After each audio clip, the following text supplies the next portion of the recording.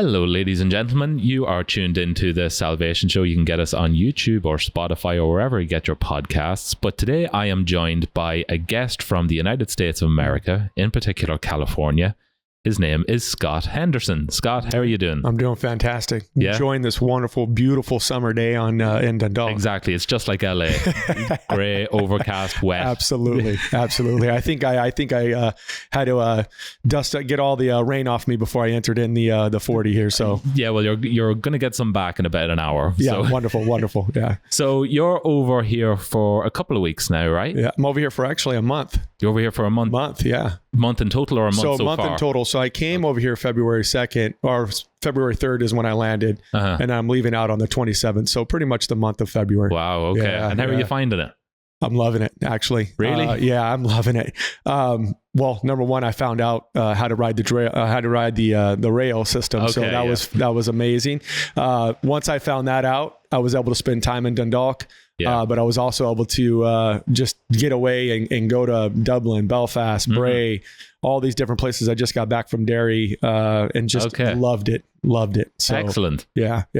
And so you're here in Dundalk specifically, or have you stationed yourself in other parts, or has it mostly been Dundalk? No, mostly been in Dundalk. So I have a little apartment over off of Key, and what I do technically is I walk everywhere, run everywhere, and just love seeing the sights and love seeing Dundalk. So excellent. Yeah. And is there any particular reason you came over? Yeah, so mainly boxing. So kind of a funny, actually a good story. My wife came down. She's friends with a gal back home who has family here out of RD, the Kirk family and the Ray Hill family. So amazing. So we were able to meet up. My wife was able to meet up with them. When I called my wife, I said, hey, I really obviously love the sport of boxing. So I said, run down to a local gym and get me a shirt. And she says, well, not thinking about it, it was on a Sunday. And, so she starts making the phone calls and nobody's answering. So she calls the one last place and she's like, O'Hanlon Park Boxing. And she calls and what do you know? Paul picks up. And Paul Taaffe, fantastic man. He says, I'll meet you down there. Opens up the gym for Jennifer, lets her in, shows her around, shows her the history, just kind of explains everything about the gym.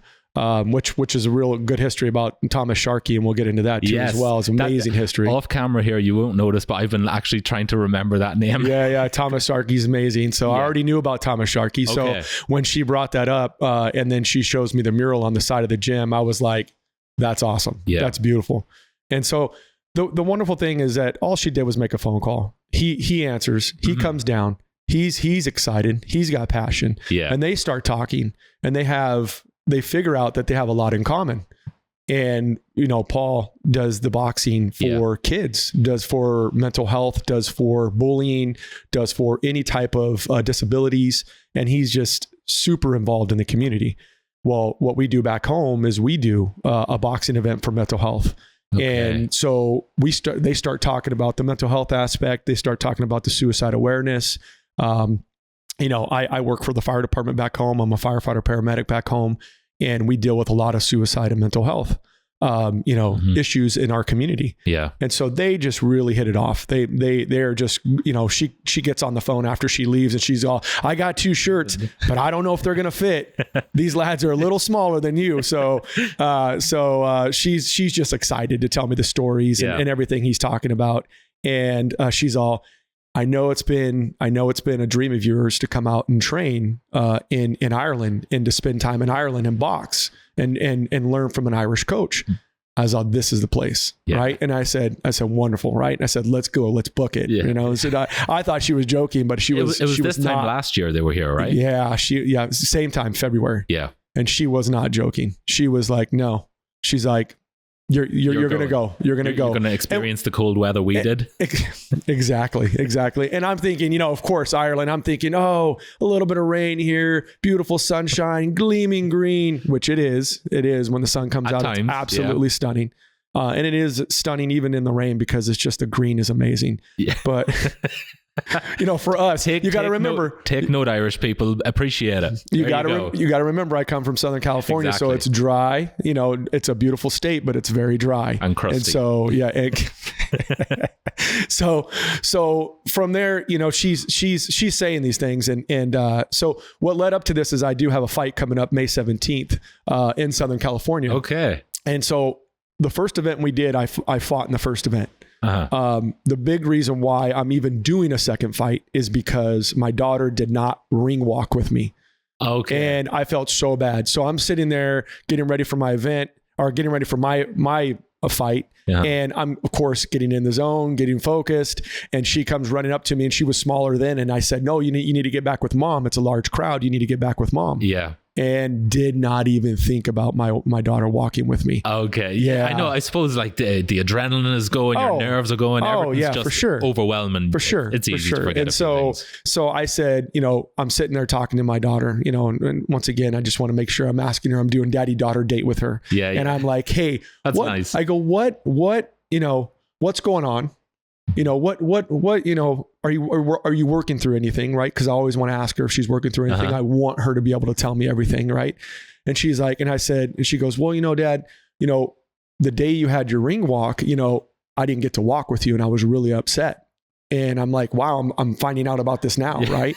Way to kick you straight in the heart, And there's plenty of boxing events to attend. There's plenty of boxing events to be involved in. And I go, you know what? And I said, she goes, it really bothered me. It really upset me. And I said, I'm so sorry. I didn't mean to. I didn't think about that. And I, explained to her, when you get in the zone and focus, and I said, hey, guess what? I'll do one more.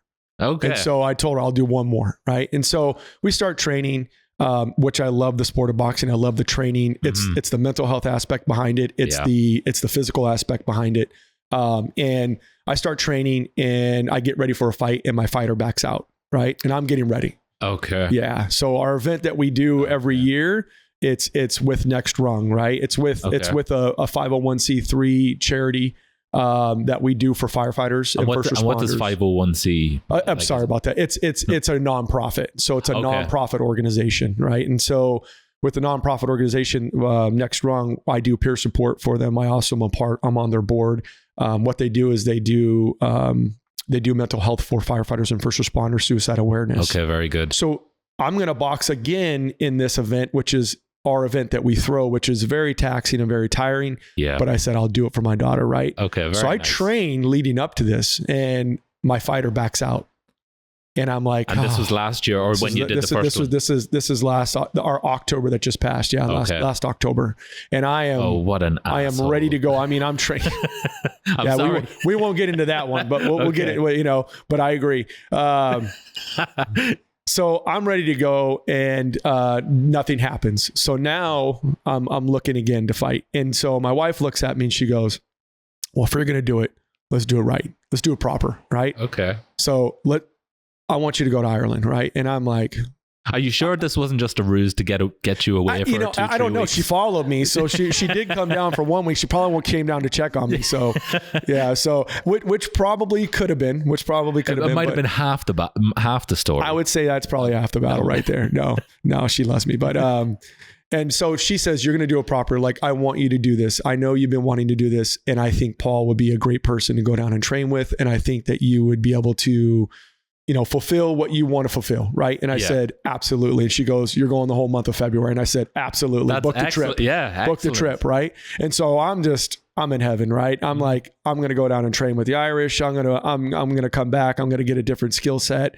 And, I'm going to make connections, and I'm going to be able to be a place where every time we come and visit, I just love this place. It's magical to me. Right. Okay. And so if I can go to a place for a month and train and learn the culture, and just be a part of the culture, of course, boxing culture and the culture, and it's of Ireland, California to here is such a long trip. Like, it's not something you're going to really feel like you can relax if you're here for just a week. Yeah, because you're going to be on the move. You're going to want to see so many things, and it's impossible. Yeah. Whereas with a month, you have time to actually relax and take it in fully. Yeah, which is great. Which is go jam. Yeah, right. So we do it, right? And you know, a big thing is being a man of your word. You know, like I told my daughter this, and it's no way I can back out on this, and there's no way you can. And it's, if anything, you know, be a man of your word. If you say you're going to do something, do something. And I think that was a big thing for me. It was like, if I'm going to do this, I'm going to do it proper. She's willing to put up with me being gone. Yeah, you know, I'm willing to put in the time, you know, at work and kind of do some trades and do some vacation and be able to come out here and train. And really, honestly, this is a huge mental health walk for me. This is, this is huge. You know, I like anybody in the fire service, I've gone through my own, you know, mental health struggles. Of course. And the great thing that's got me through is, number one, the group that I'm with, Next Strong, they've got me through, my friends, right? A good tight circle. And they have been very supportive with me coming out here and doing this and representing Next Strong, which I also represent my fire department too as well when we fight in these fights. So, you know, it's let's go, you know, so everybody, you know, I want them to be there. I want them to support it. Plus on top of it's supporting mental health too as well. Of course. So, yeah. So. And so then, how old is your daughter? She's 12. She's 12. Okay, so she's really going to remember this one. Yeah, she's really going to remember this one. Yeah, so which is wonderful, right? And where does the fight take place? So it's going to take place in Saboba Casino. It's a India casino out in Temecula area in Southern California. Okay. Yeah, so it's out of a casino. So right. So they have a beautiful, you know, arena area, and it brings a lot of folks in, and it just it's. You're the bull in the arena. So So, and that's another thing, you know, it's kind of like just everything, just jumping into the ring is just a huge deal. Yeah. And just the adrenaline, all the endorphins going, everything firing all at once. Absolutely. It's like being in front of any live crowd. If you're a musician, a boxer, an athlete of some kind, like you do, they all say you definitely get a feeling of the energy. For sure. Must be great. And it is true. I'll try it sometime, maybe in 20 years. I'm here for a week if you want to come and throw on the headgear. So no, I'll just lie on the floor. I'll predict my ending. So how long have you been a firefighter? So I've been a firefighter total for 20 years. 20 years. 20 years. Yeah. I'm with a newer department. I started with Cal Fire back in what was it? 05. 05. Okay. Yeah, 05. And now I'm with Pasadena Fire Department. So I did a stint with Cal Fire, and I'm with the Pasadena Fire Department out in Southern California, it's in Los Angeles. So is Cal Fire a different area, or is it? So Cal Fire really runs a lot of areas. It runs the state of California. So they have a lot of different contracts within the state of California. Okay. But they are the fire department of California. And then you have city contracts, county contracts, kind of how that works. And now I'm with a city contract, which is Pasadena Fire Department. Okay. And then what was the inspiration, or what was the draw to do, or was it just something that landed on your lap and you're like, I'll give it a whirl? Well, as to be a firefighter? Yeah. Was it like the kid dream? It's a kid dream. It's a kid dream. Yeah. And then I had, you know, growing up, I had a firefighter that lived on my block too as well. Okay. And he was very, you know, instrumental in pushing me to become a firefighter. I would see him at a young age, you know, pack his equipment up, you know, and head down to, you know, the fire station and head down to training. And just when I'm a kid, of course, there's a show, and I don't know if, you know, much people in Ireland would know it, but it's called Emergency. And it was in the 60s and the 70s. Mm-hmm.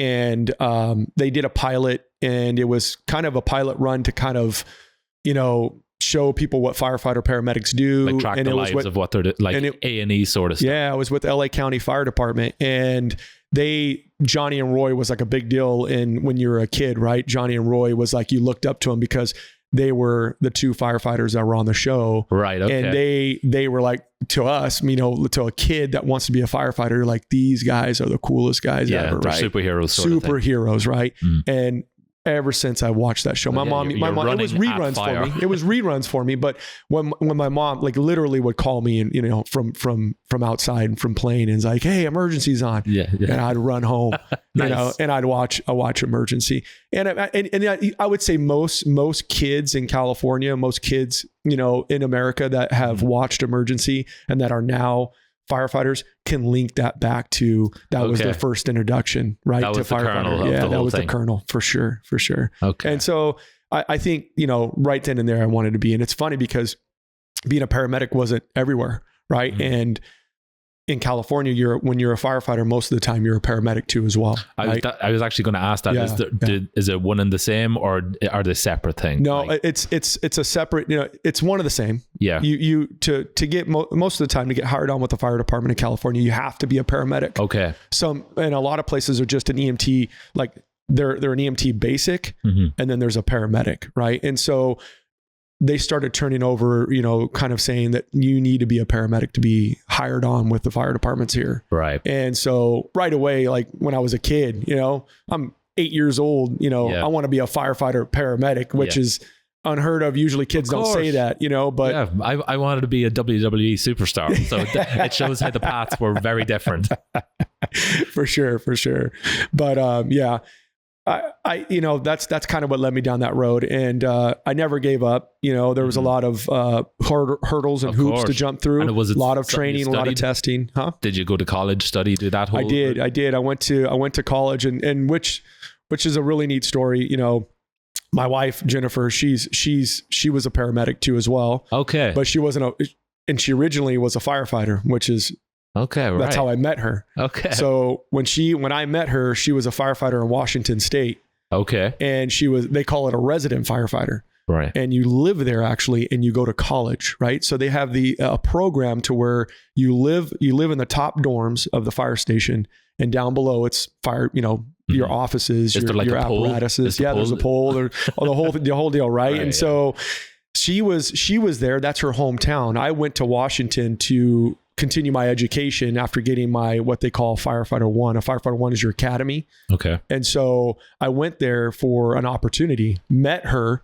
She was doing her firefighter training. She was looking at becoming an EMT. She was looking at becoming a paramedic. That was her goal. And we had the same goals, right? So we started dating, in that time frame, and we've been together, ever since. We've been through schooling together, EMT school, firefighter school. Yeah. We've been through paramedic school together, and we traveled anywhere and everywhere the opportunities took us, right? And so if something came up, we were gone. And does she still work in that area? So no, so she didn't continue on. She was a paramedic for a while. After going to we went to medic school together. She started working as a paramedic. And she worked for a while, and then she decided to go higher in medicine. So she's a physician assistant now. Okay. Yeah. Well, I suppose it's handy that you're still in that realm. It's very handy that she understands everything that goes on around it, late nights, overtime, all that sort of if you don't want to talk, if you don't want to do anything, if stuff's a bit heavy. Well, and she definitely knows. She definitely knows because she had to do the same with her field of work as well. Absolutely. Like, you get it. There's a lot of crossover. Absolutely. Yeah. She knows the days I have, sometimes when I come home, lay off, yes, give me a break for at least 24 hours, and she understands that too, because when you're dealing with, and when you work for the fire department, a lot of men listening to this are very jealous.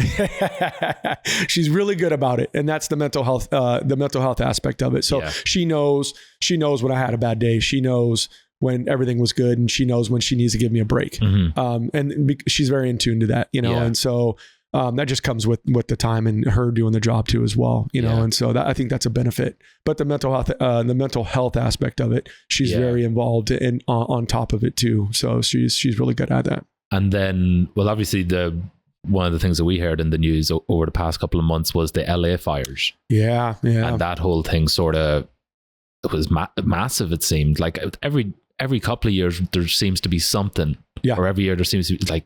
You hear fire season, or I don't know what the term is, but there seems to be something, not regularly, but something at that scale every couple of years. Yeah, and it is, and then now it's all year round now. Really, as you can see, like we had fires in January and February, and that started up by like Pasadena area. So we had two fires. Not Pasadena, Malibu, Brentwood, all that sort of thing. So we had a wind event that was happening, Santa Ana winds and different wind events that we have in California. Every time those wind events happen, it seems to kick up fires, really bad.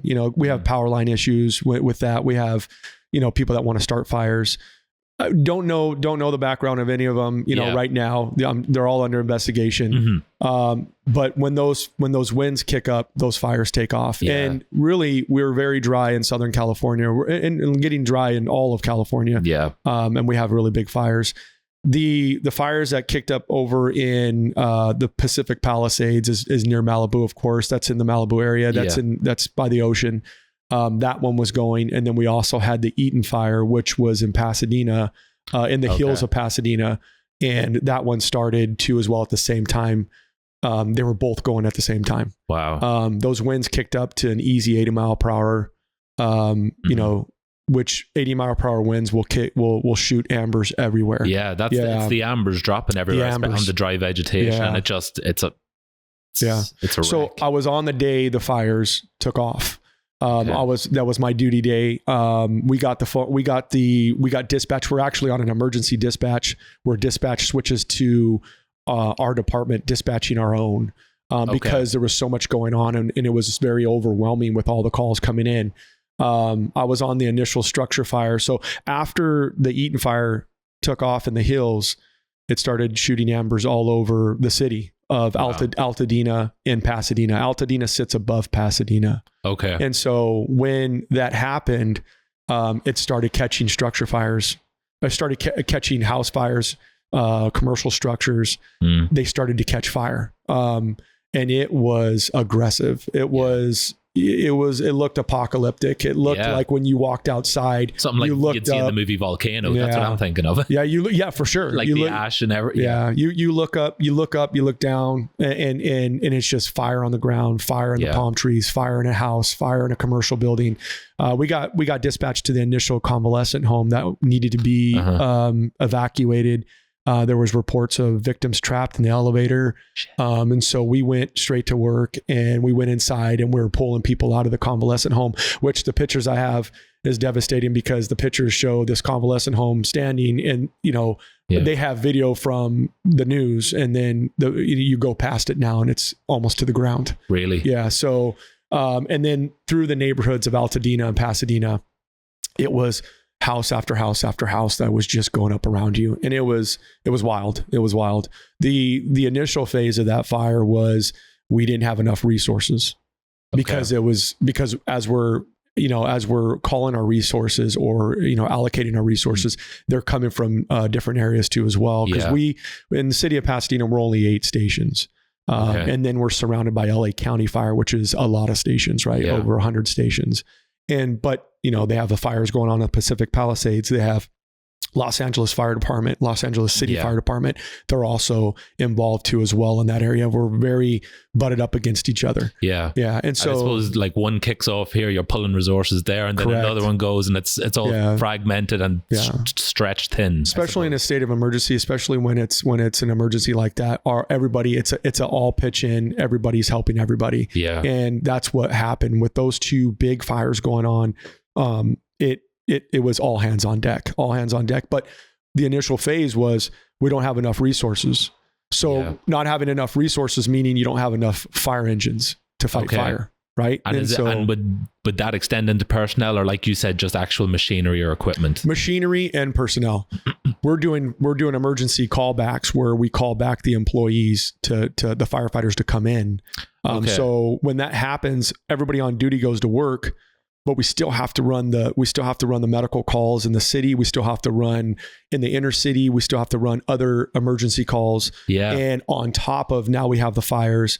Now we have all these different cities trying to help out. So everybody pretty much started to get, everybody started going, but it took time. It took a reflex time for them to get there with that. Then, we're with no fire engines to hook up to fight the fire. We had to hook straight up to hydrants just to put water on fires to keep it from spreading to the next house.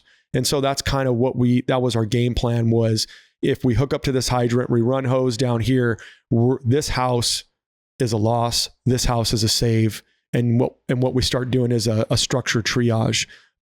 If this house is already far gone, we need to save the house next to it. So that doesn't just keep going down like a domino effect sort of thing. One catches to the next. And so that was our game plan. Then we started getting resources from all over the state. And then we started getting resources from all over the country.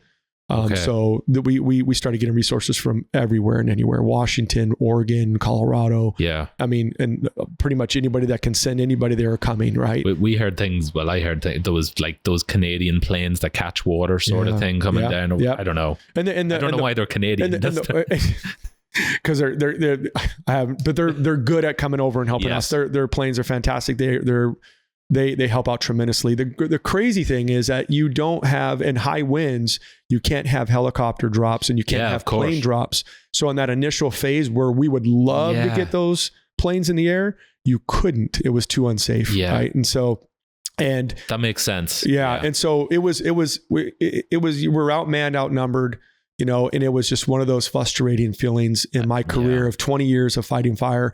I've never seen something like that. And I've never been frustrated like that. That was the worst. Okay. That was the worst. I've never been frustrated to where you just would watch these beautiful homes burn because you have no water. Yeah. You have no water.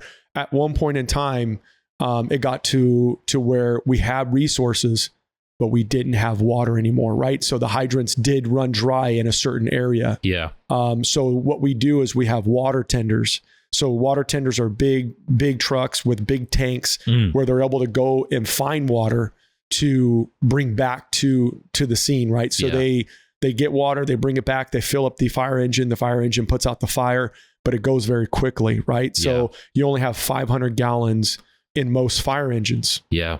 So when you're fighting fire at that magnitude, that 500 gallons goes very quickly. I'd say so. And the turnaround time for that water tender to come back is an easy hour to 45 to 35 minutes. If and by that time you could have lost a couple of houses. Absolutely. So it was very frustrating. And was the casualty rate high or what was like evacuations good and it was just mostly structural? Yeah. So initial in the Palisades, they had a lot of issues with evacuations. People actually left their cars in the hills and ran. Okay. Where fire engines couldn't even get in to fight fire in those areas. They had to take a dozer, what we call a big dozer, where it has a big blade on the front of it to where it started to move cars out of the way. Okay. So they can get like a plow, like a snow plow, like a plow. Yeah. So like a plow came in and they plowed the cars out of the way. So the fire engines can get up and fight the fire up in the hills. Yeah. So they had issues with that. But they had a lot of good evacuation plans in place and they did a really fantastic job. Our law enforcement helps out with evacuations. And so same thing with the Eaton fire, the evacuations went really well. People did really well on listening to what we had to say, like, hey, you guys need to leave. Yeah. And we also did really well coming up with centers and having evacuation refuge centers so people can go to and get help and get answers, right? And so what was happening? And then one thing, like this is just from stuff I was seeing online, there'd be in certain neighborhoods, certain areas, you'd see one or two houses standing like apart. Yeah. But then all around them, it's burnt. And is that a matter of like some houses just being a wood build? Or is like, like some houses just seem to escape when everything around them is in flames? Newer construction versus older construction of the house. Access to the house, like gable vents that are open in the attic. So gable vents we have attics in a lot of attics and pitched roofs in California. A gable vent allows for circulation and ventilation to happen in that attic. So it doesn't get, obviously the air just doesn't sit in that attic and get hot and cold and what it allows movement of air, right? Okay. And so it's a hole in the side of a pitched roof. Okay, I know what you mean. So what was happening was those winds were blowing and they were blowing embers into openings of these houses and into those attics where it was lighting those attics on fire. Okay. A lot of those attics are filled with, especially the older homes are filled with blown in insulation or old insulation or any type of insulation that will catch fire. I don't know the name of it. It's that fluffy stuff, isn't it? I don't know what the hell it's called. We just call it insulation. But but they have the blown that in fluffy stuff. They have the blown I'm really in showing insulation. how stupid I am saying that fluffy stuff. Yeah, it's nasty stuff, right? So when it burns, it's really nasty. So those were the big issues: new home versus old home. Access where those ambers can get into, and just the different materials that they're using from today, and then from back in the day.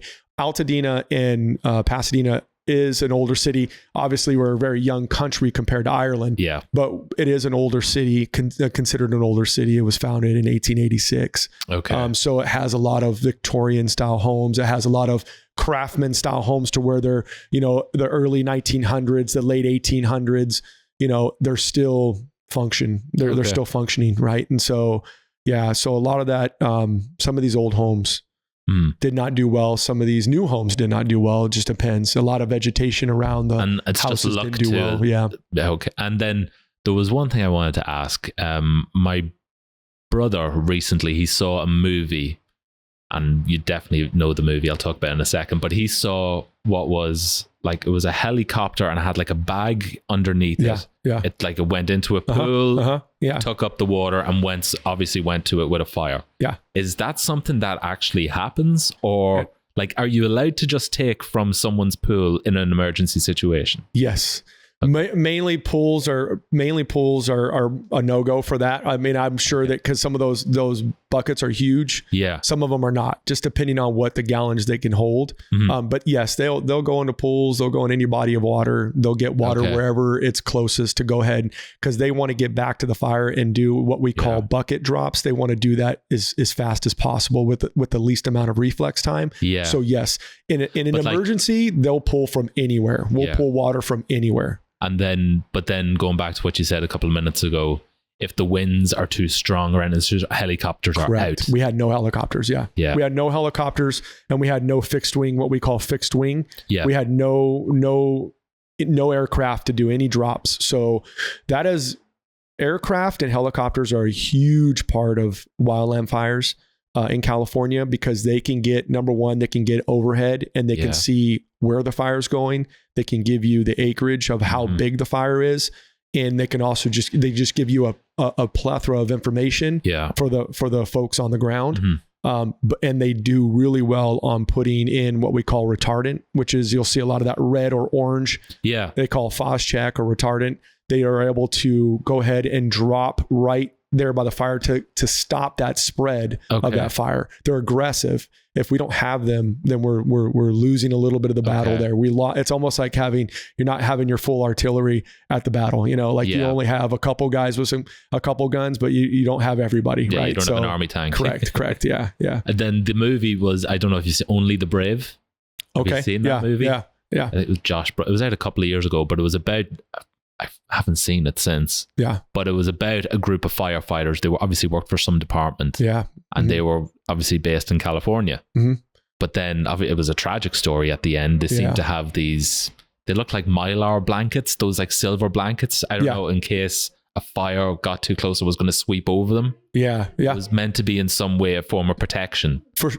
We train on that every year. So it's called fire shelters, right? And they look like, we joke around, we call them the potato bakers sometimes, because it looks like you put tinfoil around yourself, right? But we do train on those, and we have to train, we deploy those in the worst situation, right? When we have to, right? If the fire front's coming. Have you ever had to? Never, ever. Touch wood, lucky. Very lucky. I've never had to do something like that. Mm-hmm. That's your last resort. Yeah. That's your last resort, right? And there has been plenty of documentation of guys deploying it and living, but not always, right? Yeah. So, well, I think that's what this movie was saying. Like, this fire was just so bad. Yeah. That all these guys, they did that. It was the last resort thing. And last resort. I won't spoil it for anyone, but it is a great movie, and it shows the amount of work that goes into it, and how you may not be trying to stop a fire where it is, but you're trying to get ahead of it and cut off like a bit of vegetation so that it doesn't jump, or you're cutting down trees so that it doesn't go. Correct. And it is a great movie. It's a great insight. And it's a good movie too. Yeah, it was. Yeah. And it's a tragedy when we lose crews like that.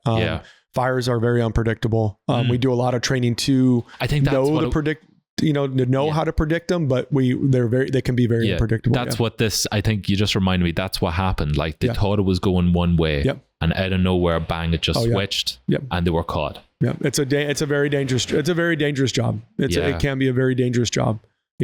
I think a lot of what we do is we take for granted. we become, I wouldn't say ever complacent, but we do get where it's norm where it's norm for us. It's normal to do certain things without thinking about it.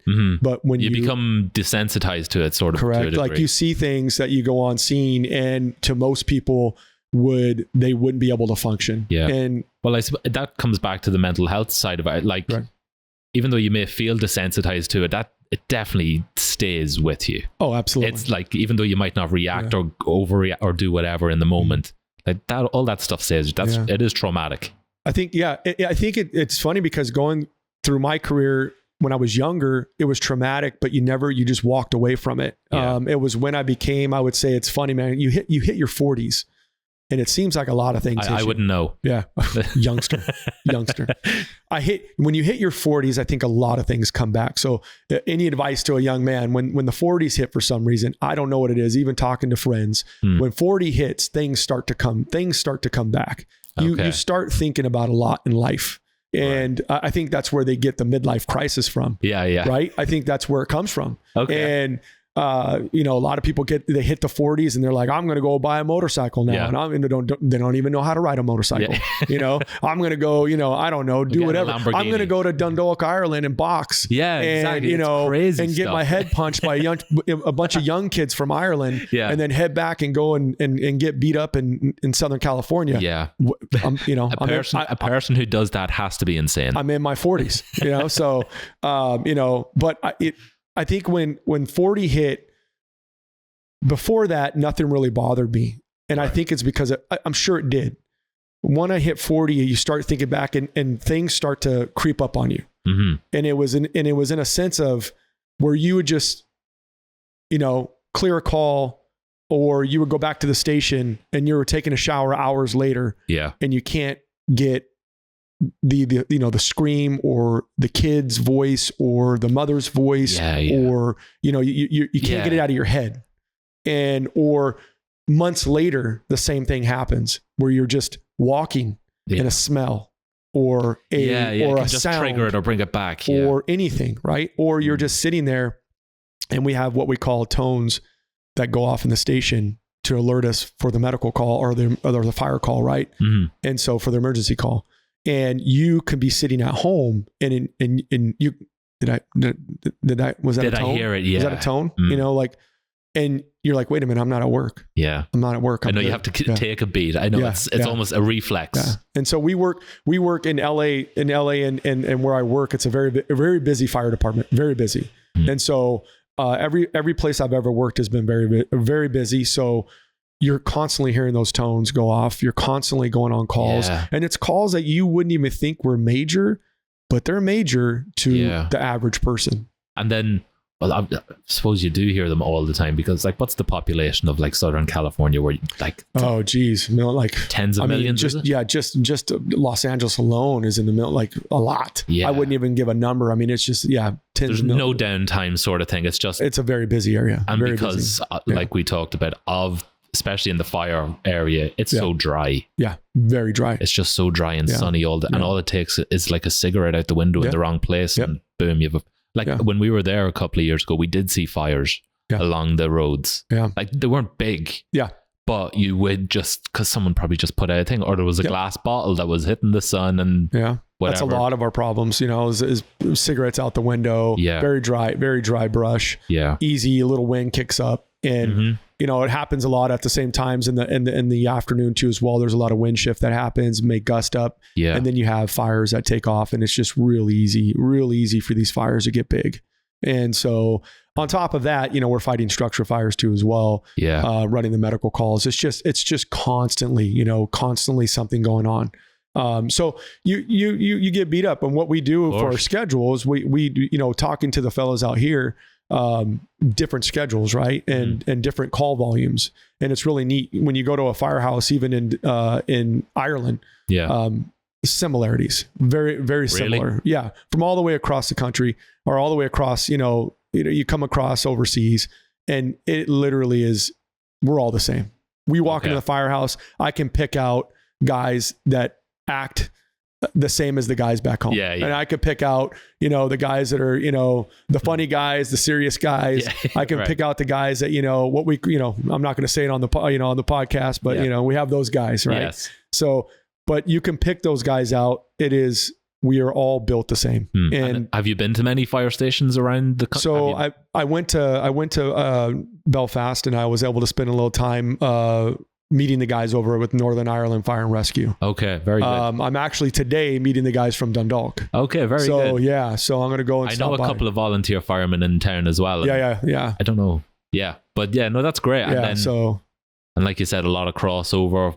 And But would the scale of ours be a lot less than what you're coming from, or is it similar? Or it's very similar. Same equipment, same sort of drills, same. Absolutely. It was kind of neat because the place I'm staying was it's just a mixture of people in my apartment. Well, the guy that moves next to me, he's staying there for 2 weeks. He's a firefighter from County Laois. Am I saying that right? Yeah. Okay. Nailed it. So County Laois, right? So and it's wild because he's Polish.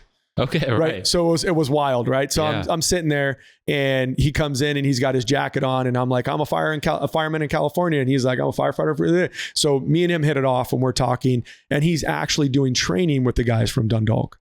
Okay. And it was good to see because a lot of our training is very similar. Obviously, we use different measurements in America versus Ireland, but it was neat to talk. We were sitting there talking tactics, and we're sitting there talking, and he's new. And so he was doing what we call firefighter safety and survival training, where you have to survive in a fire if you get stuck in a fire and your crew needs to come and get you out. What we call a rapid intervention team. And so he was doing the same training here in Dundalk. And so it was really neat to see his books. It was really neat to see their tactics, talk to them about what they're teaching them for search and all these different things for, just the way they do business. And then so when you're talking about training, do you have to go back and do medicals or physicals for yourself? Do you have to retrain in certain things every once in a while? Yeah, there's a lot of researching, a lot of training. We do training every day. So when we're on duty, we just even doing drills duty, speed. Correct. And efficiency. For efficiency, speed. We'll do drills. Hey, there's a high rise. Let's go take hose up to the 4th floor, 6th floor, 7th floor. Yeah. Hey, let's go. I need you to pull this much hose over here. You're going to be putting out these 2 apartments. What is your complement of tools? What is your hose? Yeah. Right. So it's really neat how same thing here in Dundalk. Right. I saw. And by the way, I wanted to come to Ireland so I can call people lads, right? So, lads. All right. Right? Yeah. So that's another reason. So I'm going to start switching over to lads real quick. But so I saw the lads on what we call a ringing alarm. A ringing alarm is when the alarm goes off because there's either a false alarm, like smoke in the structure, or somebody burned popcorn. Yeah. And idiots. So or there's a fire. That's what the alarms do. But I saw the lads over there off of Key Street, and same thing, same equipment, same styles. They have to do the same things. So it was really neat to say hi to them, and And maybe I've just watched too many movies, but is if there's a big car crash or something, is that something that firefight you'd go to, you'd attend? Correct. With that big jaws of life thing is that? Yes. We call them spreaders and cutters. Yeah. Spreaders and cutters. So it's extrication equipment. Yeah. Yeah. So extrication equipment, which is funny because when I went to Northern Ireland, when I went out and hung out in Belfast, same equipment, same equipment really? We have back home. Same. Yep. Okay. Same equipment. Yep. And then another thing I wanted to ask, with electric cars. Yes. From what I've heard, there seems to be another method of handling those in a crash, if it's a battery burning or whatever. They burn for a very long time. The lithium and all that. They take copious amounts of water to put them out. Really? And a lot of them are actually being submerged to even put them out in water. So it's wild. Yeah. The tactics are getting better. Obviously, it was very new to the fire service. Of course, there's only been a boom the past 5 to 10 years. Yeah, we have a whole protocol, method to the madness of putting those cars. Normally, putting a car fire out is pull a hose line to put it out. Yeah, maybe use some foam later so it cools it and keeps it from flaring up. Other than these electric cars are a totally different animal, and we have to use copious amounts of water, submerge them. Do whatever we need to do to put those, because they burn for a very long time. And is that if you were to say speak for your colleagues or your fire departments in general, a fan of the electric car or not? Just in terms of if there's trouble with it, like is it like, oh, for fuck's sake, another, like, is it annoying when you hear it's an electric car compared to a combustion engine? Correct. Yes. There's a totally different way of cutting off the power. There's a totally different way of fighting the fire. Yeah. And the stuff that burns is absolutely horrible. Car fires are horrible in general. Very, very horrible, very toxic. But totally different ways, totally different methods. And yes, when you hear an electric car, you know, you're going to have to use different tactics on it and different ways of doing things. So am I a fan of them? No, I'm not a fan of them. But a lot of people are a fan of them in the community because, you know, it's all electrical, right? No gas. Gas was very high. But then again, do we have the infrastructure to support electrical? It's tit for tat, you know. And so if you're listening, we're not anti-green. It's just it's just a practicality. I'm not bashing electrical cars. But I suppose in California, the whole push is like electric cars, reduce the smog, reduce the emissions. That's their goal. And obviously there's probably tax incentives, like, well, there used to be tax incentives here to have a car, but I think they're gone. I don't know.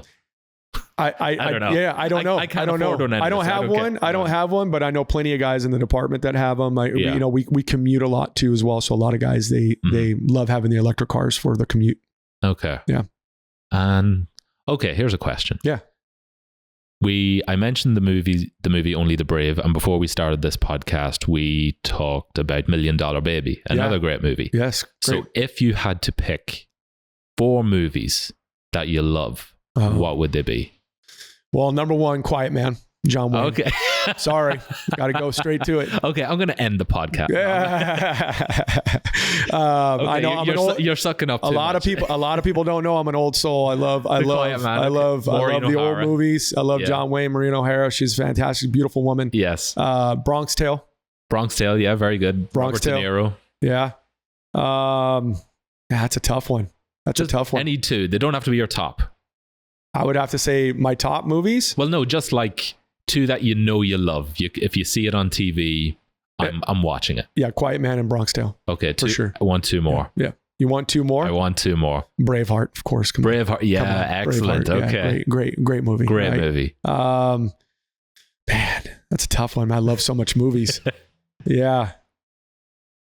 No, Braveheart is one of those movies where I'd love to know the way you can see some movies, they'll rip out the score. Yeah. And then they'll play it live in an orchestra. Like we went a couple of years ago to the Hollywood Bowl. Yeah. And they had the first Harry Potter movie. They ripped all the score out of the movie, and it was the LA orchestra played it live in sync, which is fantastic. Yeah. And I think Braveheart is one of those where the score it would be just so nice to hear it live. Beautiful. It's beautiful. Yeah. Yeah, I think Mel Gibson, I don't think people are a fan of Mel Gibson much anymore, but that's not the case. He's a great movie maker. It's like anything. You just got to love the movie. Yeah. Put Mel Gibson aside, you know, I can separate the art from the art.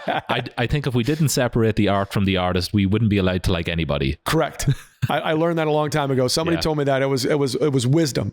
They said, if you walked into a place and you hated their political views, or you hated whatever views, or you didn't whatever, you wouldn't go anywhere. Yeah. You wouldn't go in there. So you just have to put your head 100%. Down. And if you love something, you love something. Yeah. Forget about it. Right. Half my favorite movies were definitely made by bad people. They just had to have been. And I'll have to say my last one be Last of the Mohicans. I haven't seen that. And of course, it's a Daniel Day-Lewis. Yeah. So, every one of these seems to have some link to the Irish. Except I think a Bronx Tale is Italian. Yeah, I don't think that is. Yeah. But I have a love for New York. A love for New York. I love the way New York was structured, and just very neat of the history of the Irish coming over from Ireland to New York, right? Yeah. And so even when the Italians came over, the Irish came over, and all the different groups came over, they took a lot of pride in their neighborhoods in New York.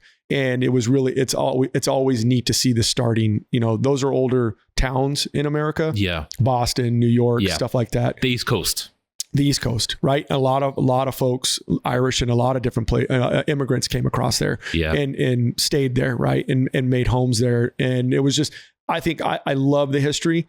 And even going back, the Bronx Tale, I just love the whole, you know, of course, who doesn't love a good mafia movie? So, so that's one of my, and you know, I'm going to say it. So some of your listeners might not like it, you know, in the States, But I'm a Yankees fan. So I'm a New York Yankees fan. So of course, the kid there is a Yankees fan. I mean, it's got Robert De Niro. It's got, it's a really cool movie. Uh-huh. Yeah. Actually, no, that movie definitely wasn't about the Yankees. I was going to say, have you ever seen Moneyball? But that's not about the Yankees. Yeah, no. That's just baseball. That's baseball in general. Yeah. Good movie though. Great movie. Yeah. So do you travel much around America, or are you most like, if you had 2 or 3 places that you love visiting in America, what would they be? I would have to say New York, one of them. That's one of my favorites. And recently we've just gone to the South. Okay. Yeah. And I would have to say South Carolina, Georgia. Very fun place. Very fun place. Yeah. It's not a place like, usually it's always the tourist hotspot, some people say, but you're saying like Georgia. Yeah. Georgia, South. So, I don't get to see that much. I just recently did my first trip there with the family, and I loved it. I absolutely loved it. Yeah. It was really neat. Yeah. So I'd have to say those are my 2 favorite places in the States. Okay. Yeah. And then another question. When we know Ireland's my favorite place, and exactly, you want to leave, right? So, we should have said that first. Ireland. So I'm going to have to stop this now. I'm joking. And then another thing we talk about here on the Salvation Show is music. Yes. We love music. We've had a lot of great musicians on that have done a few bits. You're a big music fan? I'm a huge music fan. And what sort of genres would you be dealing with? The crazy, I love everything. Yeah. Though that's the wonderful thing about it. I mean, literally from, you'll hear me listen to hip hop all the way up to Frank Sinatra to, and it's on the same roll too. It's hip hop, Frank Sinatra. And then it goes from that to, I love, hard rock. I love, metal. I love, depends on the mood too as well. Right. And then you can go straight to, scores, right? So I love listening to scores. Hans Zimmer, right? Love listening to Hans Zimmer. Throwing a bit of Mozart, some Beethoven. Horner, all the guys that did all the Braveheart, James Horner, James Horner. All the guys that did the cool stuff. Like, I just love music in general. My wife plays a violin. My daughter plays a violin. My dad plays the bass. My uncle plays the drums. I've grown up around music. I love music. So I've loved music. And did you ever mess with any instruments yourself? Did you ever dabble when you were younger? I dabble with a little bit of percussions, but I'm not good by any means. Does percussion just mean you hit a bongo? Yeah, I did my hands because I play a cajon drum. A cajon drum is a square drum. That you sit on and you can play. So you can play, you can utilize it for everything, right? So, and then you'll recently, and I'll probably mess the name up, right? So Baron. Yeah, there you, exactly. Yeah. So try to start learning that. That is absolutely wild. And where you're using your wrist the whole time, that is just wild. So I just love trying new things and different stuff, but I do love music. That's one of my... Can you remember the last concert you were at, or the last... Yeah, actually Hans Zimmer. Really? I just recently went to Hans Zimmer. Yeah. Where was that? That was over in my neck of the woods, over in Palm Desert. Wow. And what? It was at the Acrisure, our new hockey stadium that we have. In the Palm Desert. Yeah. Hans Zimmer. It's beautiful though. It's beautiful. Yeah. I'd say so. Yeah. And was the big crowd, big audience? I'd say. Yeah, it was a big audience. Yeah. Big crowd. Yeah. And it was for one of the local hospitals. So it wasn't as big as it should have been. Normally Hans Zimmer brings a huge crowd. Yeah. But this was for, I think it was a fundraiser or some type of, foundation. I think it was. Yeah. So it was wonderful. I mean, anytime I get a chance to see Hans Zimmer, I'm in. Of course. Yeah, no. Yeah, so that was my last concert. Yeah. Okay, no, excellent. That's a and they recently did a bunch of concerts for the fire relief. And so they came out, a lot of artists came out and did concerts in LA for first responders that were on the fires. So Jelly Roll. Oh yeah. Jelly Roll came out and did an amazing job. Really? Yeah, amazing job. He came to the Rose Bowl. So the Rose Bowl, for any of your listeners, is a really big stadium. That's where the UCLA football team plays in California. Okay. And they do a lot of concerts at the Rose Bowl, which Pasadena is known for the Rose Parade. Okay. So the Rose Parade's been going on since, I think it's the late 1800s and the early 1900s, but it's been going on for a very long time. And it's huge. We do it every New Year's when the New Year's hits, and then we go and transition over to the Rose Bowl, and then the Rose Bowl, they do the Rose Bowl game where whatever football team is playing at the Rose Bowl at the Cup, right? So nice. Yeah. So it's really neat to go to the Rose Bowl and see a concert even though it's in my neck of the woods, it's in my fire department's role area, what we call role area. But it is a beautiful place. It's still very just, you're in awe when you're in the Rose Bowl. And they were able to do Jelly Roll. If I remember, it reminds me of if I'm thinking of the right stadium, it reminds me of the Coliseum a bit. Yes, it does. But it has the big, it's very similar. Yeah. But it has the big rose on the front of it. Yes. And it's very iconic, right? So yeah, I mean, everybody knows the Coliseum. Everybody knows the Rose Bowl. But for the listeners from Ireland that haven't been there, so just Google it. Just Google it. It's simple. Yeah. But we got to see Jelly Roll, and Jelly Roll did a fantastic job. And was there anyone else on the lineup, or was he your favorite? I'm gonna mess some names up. Okay. I don't want to mess, but it was beautiful. I'll just say this, and I'm not saying you do it or any fire department official does do this. Yeah. If I had any badges or anything like that, I'd be saying, oh yes, I need to be in here for free. If I was a police officer or anything, I would go to every show I wanted to, and I would make sure I wore the full uniform. Yeah, you would be the guy flashing a badge like, hey guys, 100%. Hey, firefighter. 100%. I would abuse that thing so much. I know that's not a good thing to say. There is guys probably that do it, Oh, why not? Yeah. So if I'm putting my life at risk, I want a free show. Yeah, that's amazing. That's amazing. I love it. I definitely would. Yeah. I'd go to too many Tool concerts. That's what I'd do. Oh yeah. Well, Tool's awesome. Tool's awesome. Yes, they are. Yes, they are. Actually, I was planning to go a couple of years ago. I think there was a festival out in the Palm Desert, Power Trip. Okay. Yep. And it was like Tool, Metallica. Stuff like all. I'm like, I want to see all of these. Yeah. But I didn't go. It was wait. Yeah, by the time I found out, the tickets were extortionate. Next time they have it, I live right down the street. I live in the Coachella area, so Coachella and all that. There's a question. Have you ever been to Coachella or any desire? I have not. I have no desire. No, I wouldn't. I love music. It's a young person's concert, right? So yes. And I'm not saying that I can't still go have a good time. Of course. It's chaos. It is chaos. So. I mean, if you're up for it, if you're like, obviously you live in the area. Yeah. Do you when it's on, do you feel like it's so busy? Like, do you see traffic? Is it just overwhelmed? Yeah. We call them the festers.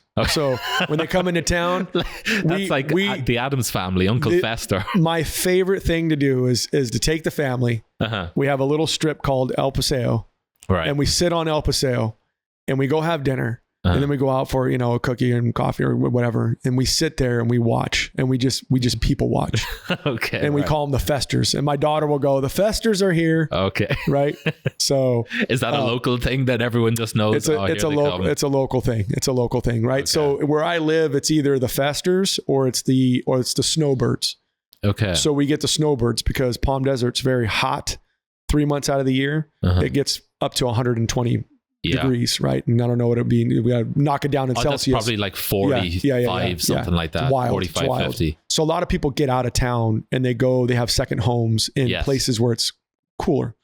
And then when it gets cold, all the East Coasters, so we get all the East Coast, the Canadians, and anywhere else that's cold, they move back for about 9 months out of the year. Right. And then we call them the snowbirds, right? Right. Okay. So that we know the snowbirds are coming in when the trailers, the tractor and trailer will come in with all the cars on them.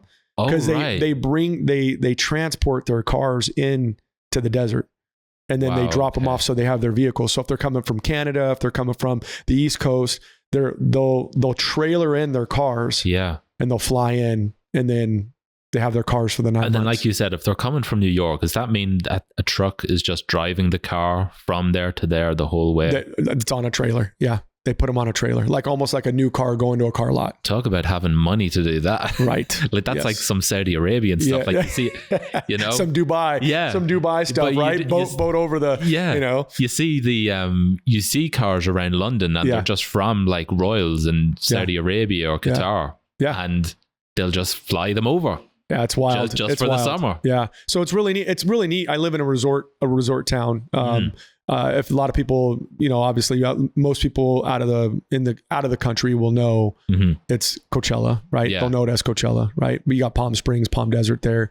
Indio, which is Coachella area. That's where the power trip thing was. Correct. It was in Indio. Indio. It's Indio. Yeah. And that's the Coachella Valley, right? So so that was amazing. I didn't get to go to that, but oh man, I had so many people coming back from that saying that was awesome. Really? Yeah, that was great. That was a great one. Make me jealous. Yeah. It'll happen again. It'll happen again. You know where I live. I'll find out. Yeah.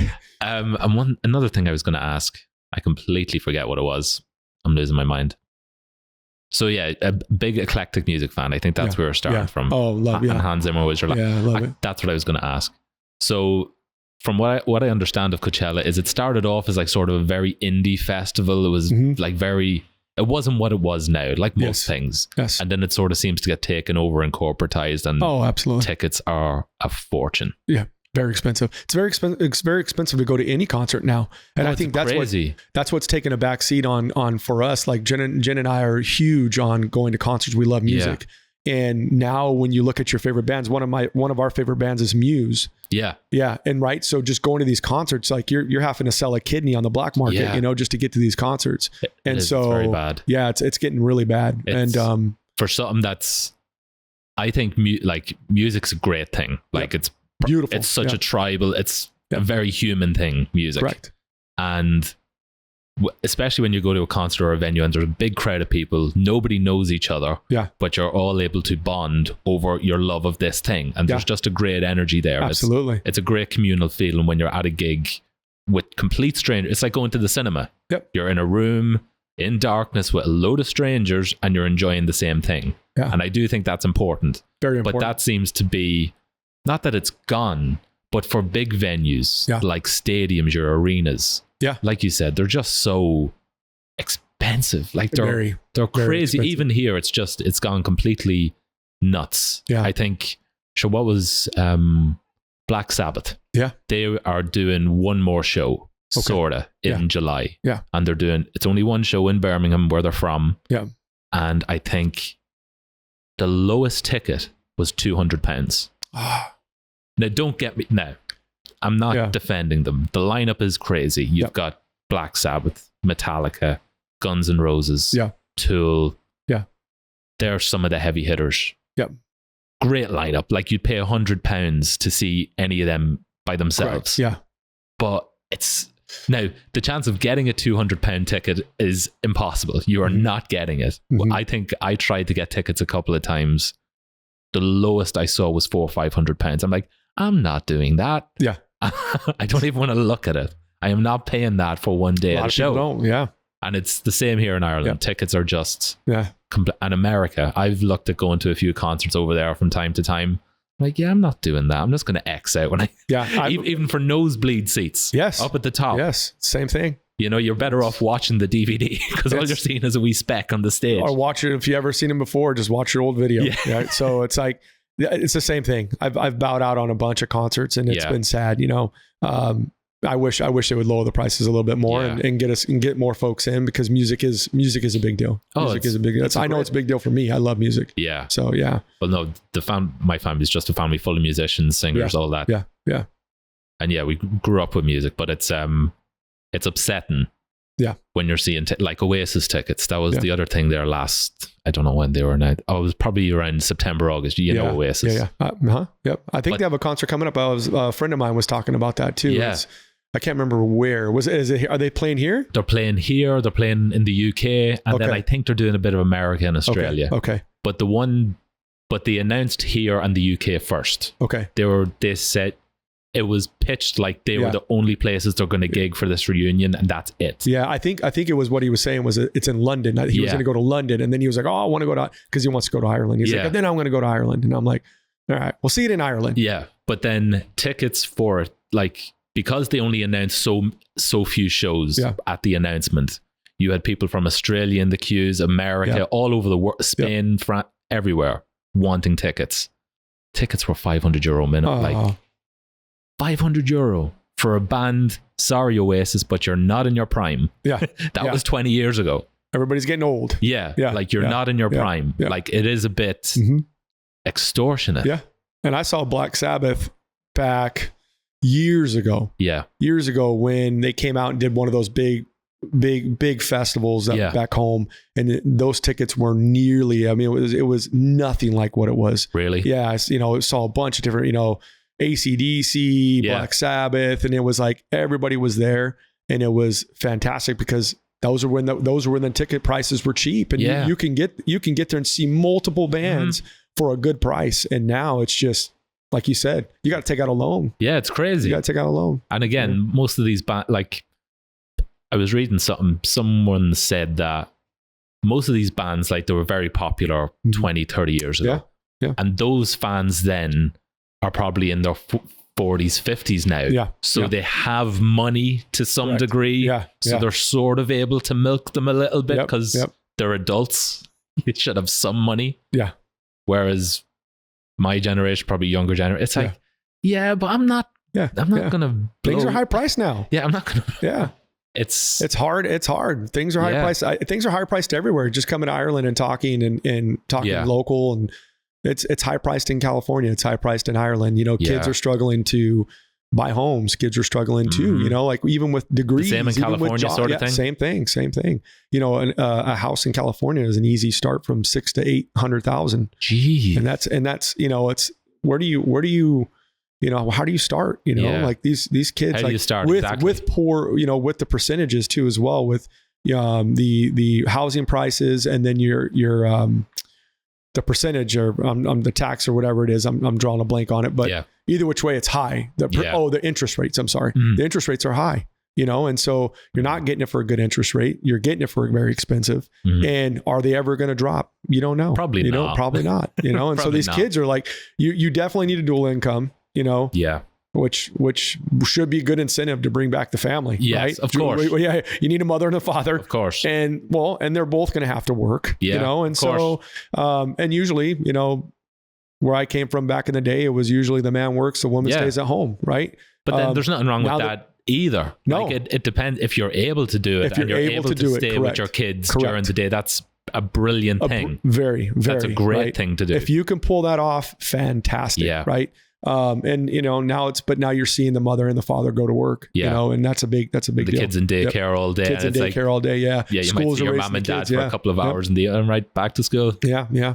If you can pull it off, but it's very tough right now. It seems to be getting tough. Like they don't seem to want to make it any easier though. No, it's getting harder. You know, they say they do, but really it's like, like change starts in the home sort of thing, you know, that's where it all comes from. Yeah. You know, if you're not able to give that place the best it can, everything's going to suffer. Kids will suffer. They'll suffer in school. Correct. They'll grow up to suffer, and then their kids will suffer, and blah, blah, blah, blah, blah. It's just just domino effect. Domino effect. It just keeps going. Yeah. So, No, it's, whatever. We got a bit heavy there. Let's make it light. Do you know any jokes? Yeah.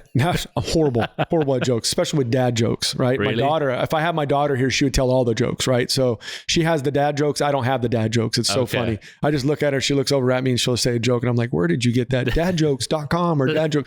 And I'm like, my gosh. Horrible with jokes. Horrible. My little cousin, he tells a great joke. It's so silly. But he said, what did one mouse say to the other? Yeah. Come round the corner and I'll show you my little hole.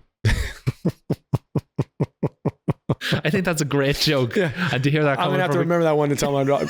Once again, she'll die laughing. She'll just be like, oh my gosh, I love this. And then she'll go tell 12 of her friends. So yeah. So and then another thing, I don't know if it's close to you, is the Burning Man festival. It actually is. Is it? Never been to it. I heard it's quite interesting. It's quite interesting. That too. Yeah. You literally, it's a whole nother world out there. Yeah. But that is like and desolate. Fires. It's right up your street, a Burning Man. Yeah. that is like you are on your own out there. Like you are on your own out there. That is in the middle of the desolate desert. Really? Yeah. You have to depend on each other to function. That's the whole thing of it, isn't it? The whole thing is about giving, sharing, community, but very artistic, very huge into music, very huge into art, from never been to it. Don't know much about it, but I hear, if you love it, you'll love it. Well, one thing I do know about it is that, again, even though it's all about sharing and community and goodwill, tickets are expensive. Oh, once again, once again, for a thing that was sort of probably started off as a hippie thing to get away from it all. Correct. To monetize it and make it part of it. It's supposed to be free love and free, right? So there's nothing free about it. Nothing free. And if you don't come with, I'm sure if you don't come with stuff, you're going to be the hated person in the village. Yeah. You know? That's it. I was listening to a couple of guys talk about it once, and they went to it, and they like rented caravans, like RVs, and they went out there to stay in those. They had a couple of them because they made their own sort of wee community. Yeah. I don't freaking know. But one of them was like, he just bought a ton of ice, like bags of ice from local Walmarts. Yeah. The closest ones. And that was his thing of sharing. Yeah. That's all he brought. I'm sure people were like, thank you. Yeah. It's just a lot of ice. This guy gets it. He brought ice. A lot of ice. Yeah, no, I think my first introduction to the Burning Man thing was Malcolm in the Middle. I'm not sure if you're aware of that show. No, I've heard of it. I didn't watch it religiously. I watched a couple episodes. Yeah, I hear it's a good show. Yeah. But that was my first thing of like seeing this thing in the desert. But then you're saying that's up by is it far from where you're based? I don't know. It's not far. It's not that far. It's not that far. Maybe a couple hours. Couple of hours. Yeah. It's not that far. And then you said you're out in like the Coachella Valley. Coachella Valley, yeah. And you are based in your work is in Pasadena. I work in Pasadena, which is about 2 hours away from Palm Desert. Yeah. Does that annoy you? I got used to it. To it now. Driving in California or even the States it's nothing to drive 2 hours. It's really like, let's go. Right. So it's like a lot of things are so close, but then some things are so far away, I guess you consider. You just do what you have to do, especially when you live out in places like that. You know, you're just like, hey, we got to go into LA. No big deal. It's about 2 hours to get in. 2 hours. Hey, we're going to go into San Diego. Yeah. It's about 2.5 hours to get there. No big deal. Right. We'll get there. It's a day trip. You know, like it's, you know, 45-minute drive is normal for anything, really, honestly. And if you live in the city, it can take you, it can be 10 miles away. Yeah. Depending on traffic. It'll take you easy 45 minutes to get to it. Like, right. That's one thing I have heard is, well, with brothers over there and that, it's like a 4-hour drive or thing is whatever. Let's just go. It's nothing. Here going an hour up to Dublin. We're like, this is fucking bullshit. I take the train everywhere, and it's so funny. People are like, I don't take the train at all. And I'm like, I take the train everywhere. When I figured out the rail system, I was gone. You were locked. I was gone. It was like if I wasn't training in boxing and I wasn't doing anything, it was like coffee. Got my coffee at my spot over here in city center, and I was straight to the train, and I am gone. I was Dublin, Belfast. It just didn't matter. I got lost in those cities. Excellent. And the walking, I that's all I do is walk and run. Yeah. And I told myself that too. I said, if I'm going to come down here and train, I'm going to be in the best shape of my life. I'm going to walk. I'm going to run. Get the steps. I'm going to train. I'm going to, that was my whole deal. But you have to see Ireland driving. Mm-hmm. You're either going to fall asleep at one point in time. I know my wife does. We get 2 seconds into the car, she's asleep. Right. And so, or taking a train or taking a bus, you see things, but you don't see it as in if you just got out and walked or you got out and just got lost. Yeah. And, we did a trip over to Bray and they went to Powers Court, which is beautiful. Yes. Beautiful. Right. And we went into Enniskerry and that was beautiful, but they were like, hey, do you want us to pick you up over at the train station? And I'm like, no, leave me be. I'm going to run. I brought my stuff to exercise. I brought whatever, and I'm going to run from the train station in Bray. And I ran to Powers Court. Right. And how long did that take? It was not that. I think it was a 4 miles. So it was not that long. I think it came out to like 4.4. It wasn't bad, but I just used my phone to map me through these beautiful country roads. And I'm literally like, this is the way you see Ireland. Yeah. Right? You need to, of course, be a part of it. Right. Well, so when you're driving, you can't really see. You know, like you have to focus on the road. Yeah. Like, and it is a nice thing, especially if you're a passenger or whatever. Yeah. If you can stay awake. Yeah. To be able to look around. Yeah.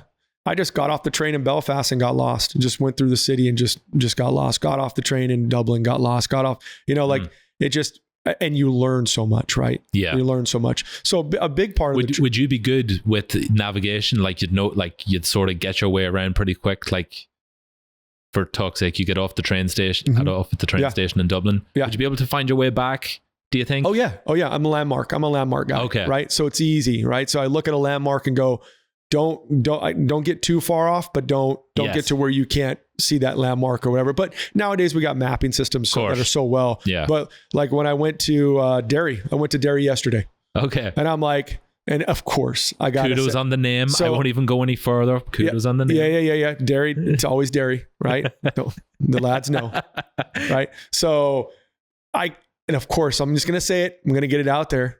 And I'm just gonna. It's a guilty pleasure. Guilty pleasure. But it's my daughter's favorite movie too as well. But our show is, of course, the Derry Girls. Derry, right? Okay, so, come on, I'm just gonna say it. Of course, right? Why not? Hilarious, right? Yeah. So I told my daughter, I said, I will, because at first when I got here to Dundalk, I was like, I don't know what I'm gonna do, how I'm gonna travel around. I got no car, And once I figured out that when you go to Belfast, you can catch the train to Derry, I was like, oh, it's on. I'm on. I'm gonna. So I told her, I said, hell or high water, I'm going to find that mural and take a picture of that mural for you. Yeah. Right. So I went all the way to Derry yesterday and walked around Derry, which Derry was super cool city. Like I get out, walk across the bridge. I'm like, okay, where's my landmark? That's what I'm looking for. Across the bridge. That's where I'm going. And then I just walked around. And it was real simple, easy to walk around. Right. And then I found the mural. Okay. Then had lunch at the Badger. And then that's where the pub that's the mural's on. Good food, and of course Ireland's playing rugby. Yes, right. So we won. So it's wild. I know, right. So I was there when they played Scotland and won. Yeah, right. And then we can talk about a whole different sporting event I got to venture on in Dundalk, which the boys back home were nothing compared to the boys here when it comes to sports. Okay. Absolutely wild to go see a Dundalk football match. Yeah. Were you saying, come on the town? Come on the town. I had the scarf on. So if fights were going to break out, guess what? I'm on your team. I'm on your team. When we heard the lads going stick together, I was wondering, what are they talking about? This is wild. Right. And so we meet in the city center. Yeah. And they're beating a drum and they're popping the flares. And we walk through, for all the folks back in the United States, I want you to understand, we walk through the town with flares and drums, singing songs all the way into the stadium. Yeah. For the boys on the team can see the support, right? And then the most epic thing I've ever seen was I was in the shed, right? So everybody knows the shed, right? The shed army, right? So, right? So I'm in the shed. Yeah. And they come on the loudspeaker and they go, no, and I may not say it exactly, but I'm just going to over exaggerate, but it is something of this sort, right? Okay. No bigotry, no politics, no religion. Nobody's judged by color. Nobody's this, nobody this, no bombs, no flares, no this, no that, right? And they pretty much say no flares, nobody to light flares. And the minute the boys go to kick off, the minute the flares just literally light up and the drums go, and it looked like the place was on fire. Yeah. Like you couldn't even see. I was telling Paul, I was sitting next to Paul and I said, hey, I can't even see what they're doing right now because I can't even see through the smoke to see what, even if they scored right now, I wouldn't be able to see what happened. Right. And he was like, yeah, welcome to a Dundalk game. I was like, this is amazing. This is amazing. Absolutely wonderful. Oh, that's great. Wonderful experience. And of course, you got to get all the lingo down. Grand. Yeah. It was fantastic, sound, right? All that kind of crack. Oh, it was. Oh, yeah. What's the crack? I love it, man. I love it. Oh, no. Well, that's good. You had a great time at a Dundalk game, especially that you got to go to the shed. Yeah. The Shed Army. Oh, I went straight to the shed. Class. Straight to the shed. And now I know why it's the Shed Army. Yeah. It was wild. Oh, they are. Yeah. I love it. Dedicated fans. Dedicated. Yeah, through thick or thin. Yeah, so those boys that are playing football, they should understand that those guys are loyal to them. Yeah, no, they really are. 100%. And it feels good. At the end of it, they come over and the football club, and this is all for the fans back home, or folks that love football back home. Yeah. Soccer, back home. Football here, guys. So you guys got to get it right, or you'll get kicked out of places. Yeah. Well, we do use our feet. Yeah. It does make sense. It does make sense. But they're very loyal. Like the team comes over and salutes them and stuff. And it's a really cool experience to go see the pride in the city come out for their football club. Well, no, it's amazing. Like Dundalk FC have been through thick and thin, especially over the past year. Yeah. There was it was very close to just the whole thing going, completely disbanding, no club, because I think people weren't able to get paid. There was problems with the owners, all that, but the town, you rally together, you sort of try and figure it out, and you just try and keep the support going, which is great. And Dundalk, they're very dedicated. Yeah, and the boys won, so it was even better. Yeah, there you go. Yeah, you got to go to a winning game. We marched out of there all proud, and so everybody was happy. Did you join them in the pub, or did you just? No, I did not. Yeah, no pub after that. But me and Paul, we took off home, so we had training the next day, so we knew. It's usually a rough day. So keep the tummy empty. Keep the tummy empty. None of that. So, yeah, but. No, but it's been wonderful. It's been wonderful being here. It's been wonderful learning the culture. I think the big thing that I wanted to, we met and we talked in one of the pubs locally, and that's why we're sitting here today. And the big thing is the boxing for me. Is the boxing, and I'm very proud of Irish boxing. The Irish boxing's making a comeback. I'm very proud. I'm very proud of that. I'm very proud. We have a fight coming up for Paddy Donovan's going to be fighting over in Belfast. That's going to be a very big fight coming up March 1st. I'm a big Paddy Donovan fan. Yeah. Huge Katie Taylor fan. Yes. Huge Katie. So to let you guys know, in America, my wife and I, my daughter, I wanted her to have a good role model. Yes. And Katie Taylor's one of those role models that my daughter's clinged on to. And so when she came back home, which was horrible because she undefeated record, she comes back home and she loses, and it's just but we knew that wasn't the end of her. We knew how she's built so strong, right? And so she we traveled to Dublin to see that fight. Okay. Right. Then so then she comes to Texas, which Jake Paul fight, which that didn't turn out well. No, but I didn't go to see that. That wasn't the Mike Tyson one, was it? That was the Mike Tyson fight. Okay. So we followed, but people always like, oh, you're going to see Mike Tyson. No, I'm going to see Katie Taylor. No, I'm going to an actual match. I'm going to see Katie Taylor, which is sad that she wasn't showcased as the main event. Yeah. But we went to see Katie Taylor, and we showed up over in Houston, Texas, and we gave, I couldn't give it as hardcore as the boys at the Dundalk FC, but we gave it a go. Well, we gave it a go. So, and it was fantastic. She won. And so she's an amazing athlete, amazing person. Yeah. And so we really, a mentor for my daughter too, as well, just someone to look up to. And, that's a lot of do you think is your daughter involved in sports or combat sports or anything? She does jiu-jitsu. Oh, very good. Yeah, she does jiu-jitsu. And a lot of these, and when it goes back to boxing, that's what I love about boxing, is that it's the mental and physical, but it's the lessons learned. And it's the same thing with jiu-jitsu. It's jiu-jitsu teaches you to be calm under pressure and think. Yes. Yeah. And just a lot of learned lessons. You're going to fail. You're going to succeed. How do you bounce back from that? Same thing with boxing. Yeah. We call it, how do you pivot, right? How do you pivot in boxing? How do you pivot in life? And so a lot of those lessons go. Yeah, they track. In both cases. You can put it together in life, right? And so that's what I love boxing. Boxing is giving me that mental, but it's also giving me that physical too, because you need to take care of yourself in life, and stay in shape and keep going, right? So, and I want my daughter to see that.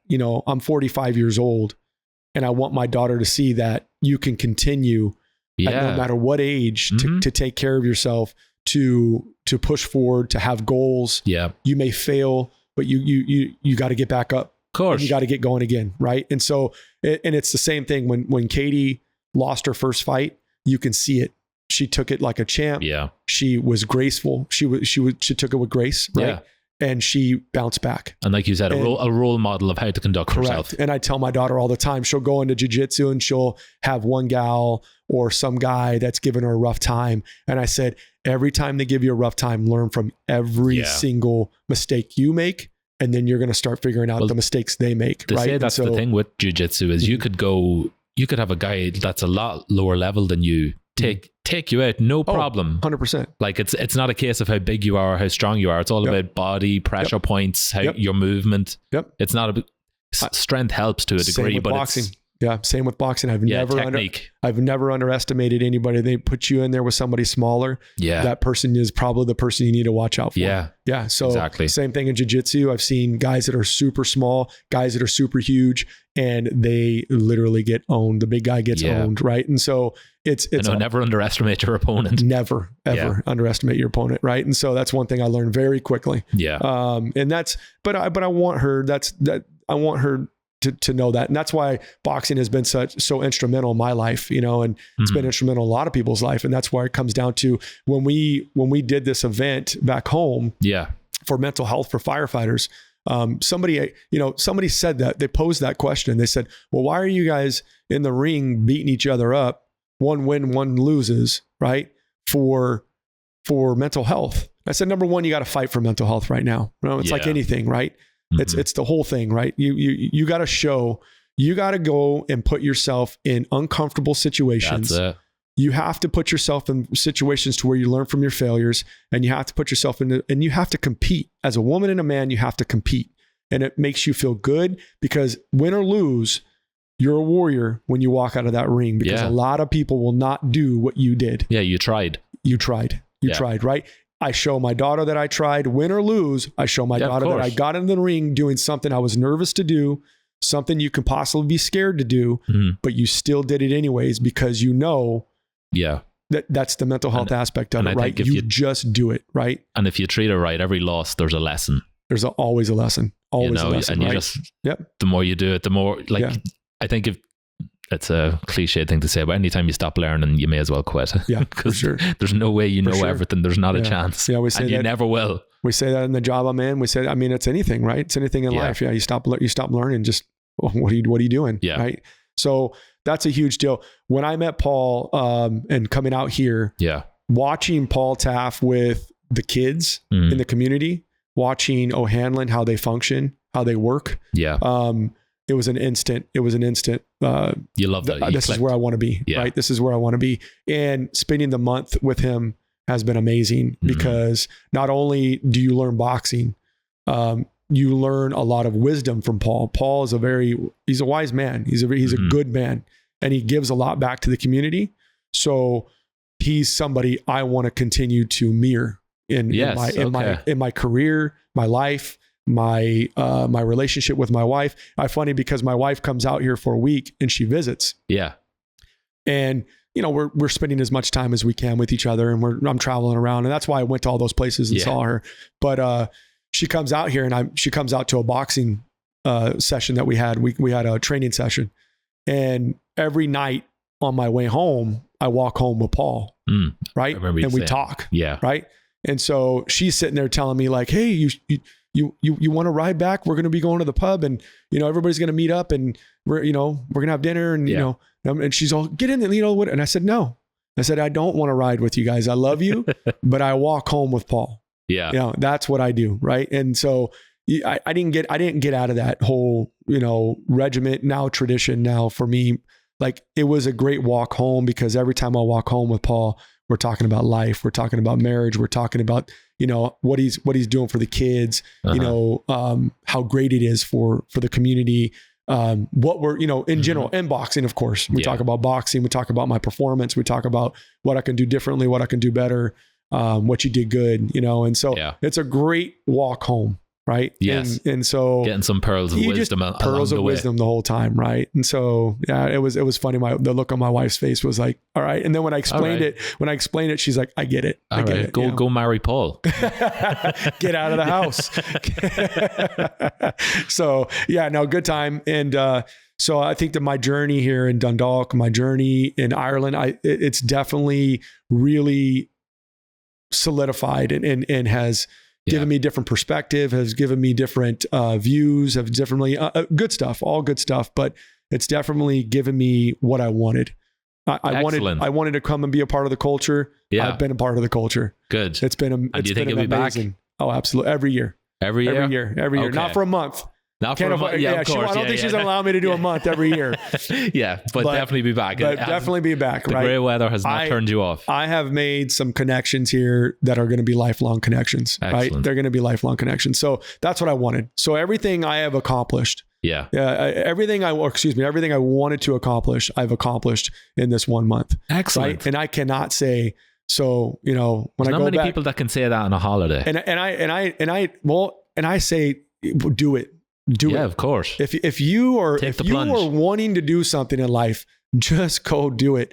Because if you keep saying and putting it off, you're going to do the woulda, coulda, and you're going to, and don't be in the woulda, coulda, like just go out and get it done. Right. And so I told myself, well, with obviously great support from my wife, but, and my daughter, right. Being away from my daughter has been a very hard thing, but she knows. I told her, you know why I'm doing it. The ring walk. What I'm doing it for, that ring walk, and I'm going to give it my all. And that teaches her, if you're going to do something, do it proper. You know? Do it right. If you're going to commit to something, jump both feet in. If you're going to commit to something and you say you're going to do something, do it the best you can.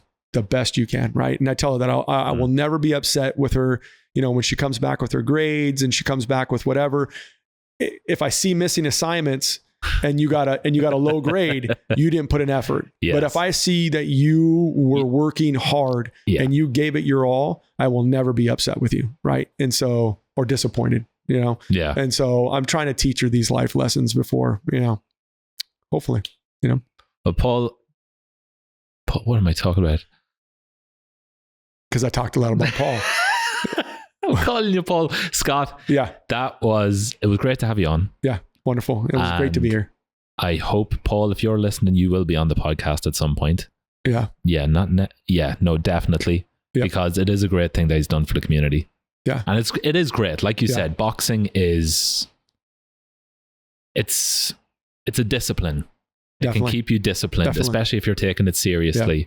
And a lot of lessons you learn in boxing can track and you can relay them onto your own life. Yeah. And you do see that in a lot of movies. Where, and I'm not saying this is Paul's avenue for doing it, but a lot of movies that deal with boxing, there'd be some cases where it's with underprivileged kids or whatever. Yes. And it's really a way for them to channel their energy, channel their thinking, and to accomplish something. Yeah. Especially if you put in the effort. Yeah. Paul gives them a home. And the access is great. Like it's not something you need a lot of money to even get into. Yeah. Just show up. Use your hands, learn how to do your footwork, your movement, your shoulders, everything. There's not a high access point. Yeah. If you go into that gym, you will see the community. You'll see how he treats the kids, how the kids love being in there. Yeah. It's the smile on their faces, and they show up every Monday through Thursday, 7 to 9. They show up and they show up ready to do, number one, have a good crack. Number two, they show up to just work, and they belong to a family, right? And that's what I love seeing him work with the kids. Yeah, it's a family, and it gives those kids a family to belong to on top of their family, right? Friends and all that, so it's a community. Yeah, and man, those kids light up. And it's nice. Really neat. So yeah. Well, Scott, it was a pleasure having you on. Yeah. Thank you very much for joining us today, even though the weather stinks. Yeah. It really does. It's bad. And you're well used to it at this point. Used to it already. I told everybody I'm a local already. You're a local already. You've got the Dundalk scarf. You've been in the shed. That's sort of all you need. Yeah, that's all I need. That's all I need. And I saw you the other night eating some Singly curry. Oh. So. And I'm not going to lie. I went to Mullins last night. Oh, yes. There you go. So I cheated. I did my cheat day, and I was on my way home, and I was like, guess what? I'm going to get the chips and curry. Yeah. Well, that's it. I think you've ticked all the boxes so far for Dundalk in one trip. Yeah. The shed, the scarf, Mullins, and boxing. Yeah, and Roma. And the I've been there. Fish and chips. You're in. Outstanding. You're in the club. Perfect. Scott, thank you. Great to chat. Thanks very much. Thank you.